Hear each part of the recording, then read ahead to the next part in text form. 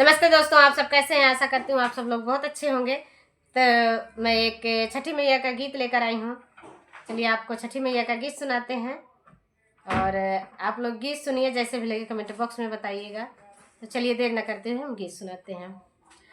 स्वर्ग से आवे छठी मैया, उनके गजबे सिंगार, उनकर गजबे सिंगार। स्वर्ग से आवे छठी मैया, उनकर गजबे सिंगार, उनकर गजबे सिंगार।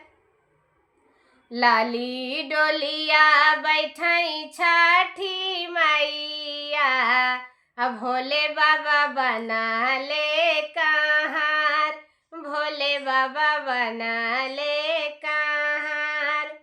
लाली डोलिया बैठाई छठी मैया, अब भोले बाबा बना ले कहार, भोले बाबा बना ले कहार। लहरे छठी माई के चुनरिया, उतरे गंगा जी के पार, उतरे गंगा जी के पार। लहरे छठी माई के चुनरिया, उतरे गंगा जी के पार, उतरे गंगा जी के पार। पहिरीना बालम जी पियरिया, चलिना गंगा जी के पार, चलिना गंगा जी के पार। पहिरीना बालम जी पियरिया, चलिना गंगा जी के पार, चलिना गंगा जी के पार। हम पहिरी लाली चुनरिया, कई के 16 हो सिंगार, कई के 16 हो सिंगार। हम पहिरी लाली चुनरिया, कई के 16 हो सिंगार, कई के 16 हो सिंगार।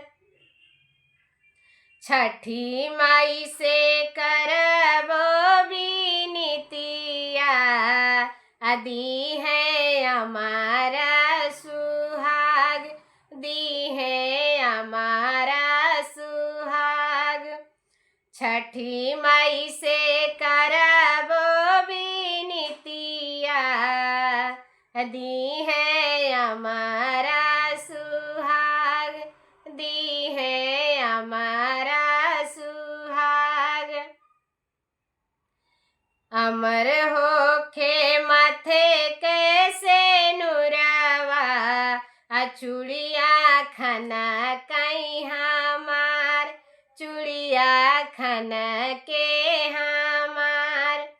अमर होखे माथे कैसे नुरवा, चूड़िया खाना के हमार, चूड़िया खाना के हमार।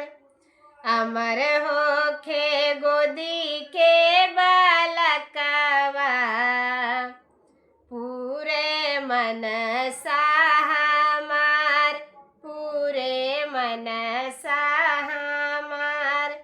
अमर होखे गोदी के बालकवा, पूरे मन सा हमार, पूरे मन सा हमार। जय हो छठी मैया।